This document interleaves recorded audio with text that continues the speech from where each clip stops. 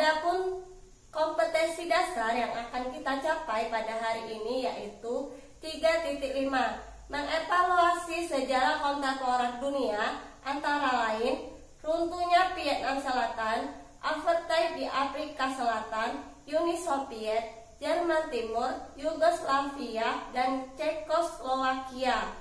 4.5, merekonstruksi sejarah kontemporer dunia antara lain runtuhnya Vietnam Selatan, apartheid di Afrika, Uni Soviet, Jerman Timur, Yugoslavia, dan Cekoslowakia, dan menyajikannya dalam bentuk tulisan dan atau media lainnya. Adapun indikator yang akan kita capai pada hari ini 3.5.2, yaitu menjelaskan runtuhnya Vietnam Selatan. Tujuan pembelajaran kita pada hari ini, setelah materi ini, peserta didik diharapkan mampu memahami dan menjelaskan runtuhnya Vietnam Selatan. Pecahnya Perang Vietnam. Setelah Perang Dunia Kedua berakhir, Prancis atas dukungan Inggris berhasil menduduki Indochina kembali. Akan tetapi kedudukan Prancis semakin terdesak akibat perlawanan tentara Viet Minh yang berhasil merebut benteng Dien Bien Phu. Akibatnya, Prancis, Inggris, Cina, Uni Soviet, Amerika Serikat, Vietnam Utara, Vietnam Selatan bertemu di Jenewa, Swiss untuk mengadakan perundingan pada tanggal 26 April sampai 20 Juli 1954. Dari perundingan tersebut disetujui bahwa wilayah Vietnam ini dibagi menjadi dua, yaitu Vietnam Utara dengan campur tangan Rusia dan Republik Rakyat Cina serta Vietnam Selatan dengan campur tangan Amerika Serikat.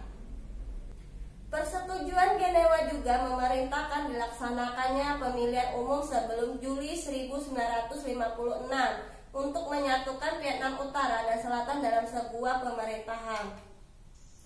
Ho Chi Minh, Presiden Vietnam Utara yang pertama, mendeklarasikan kemerdekaan yang membuat Amerika Serikat merasa khawatir dengan menyebarnya paham komunis.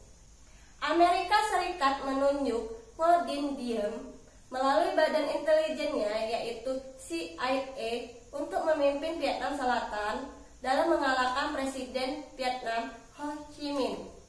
Aksi pertama Ngo Dinh Diem sebagai presiden adalah mengembalikan tanah petani pemberian Viet Minh komunis Vietnam kepada tuan-tuan tanah dan memaksa para petani ini meninggalkan rumah-rumah mereka serta memindahkan mereka ke pemukiman yang diawasi ketat demi membendung dan menahan aktivitas kaum komunis. Hal inilah yang membuat petani-petani kecil menderita dan kecewa kepada Presiden Diem. Kekecewaan ini dimanfaatkan gerilyawan militer di Vietnam Selatan dengan membentuk National Liberation Front (NLF) atau Front Pembebasan Nasional (Viet Cong). Vietnam Utara juga melakukan perlawanan yang semakin kuat dan terbuka dengan melancarkan operasi militer khusus di Vietnam Selatan. Amerika Serikat juga memperkuat pertahanannya di Vietnam Selatan. Puncaknya pada tahun 1968. Pada saat itu ada sekitar 534.000 orang personel Amerika Serikat di Vietnam. Akan tetapi, pasukan Viet Cong atau Front Pembebasan Nasional mampu meruntuhkan moral Amerika Serikat dan Vietnam Selatan dengan menggunakan strategi serangan tank ke 105 kota-kota di Vietnam Selatan. Perlu kita ketahui, operasi ini disebut serangan Tet karena waktunya bertepatan dengan malam Tet Nguyen Den atau yang kita kenal sebagai Tahun Baru Imlek. Akhirnya Amerika Serikat, Vietnam Utara, Vietnam Selatan, dan Front Pembebasan Nasional atau Viet Cong mengadakan perjanjian damai di Paris, Prancis pada Januari 1969. 27 Januari 1973 mereka menandatangani persetujuan damai atau yang dikenal sebagai Paris Accord.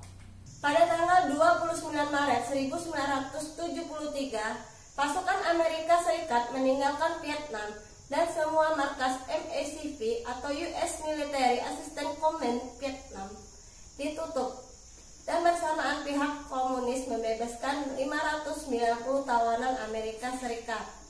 Pada tanggal 18 April 1975, pasukan komunis terus bergerak maju dan mendekati ibu kota Saigon. Rakyat Vietnam Selatan panik dan berebut untuk mengungsi. Selanjutnya, pada tanggal 20 April 1975, Amerika Serikat mengirimkan 5 kapal induk untuk mengangkut para pengungsi tersebut. Pada tanggal 28 April 1975, Presiden Vietnam Selatan Dong Van Minh resmi dilantik. Pada tanggal 30 April 1975, Presiden baru Vietnam Selatan Dong Van Minh menyatakan menyerah kepada syarat kepada Viet Cong. Untuk merayakan kemenangan itu, Viet Cong mengubah nama ibu kota Vietnam Selatan yang sebelumnya bernama Saigon menjadi Ho Chi Minh. Pada tanggal 20 Juli 1976, kedua negara ini resmi bersatu menjadi sebuah negara bernama Republik Sosialis Vietnam atau dikenal sebagai Vietnam. Itulah materi kita pada hari ini. Jangan lupa untuk subscribe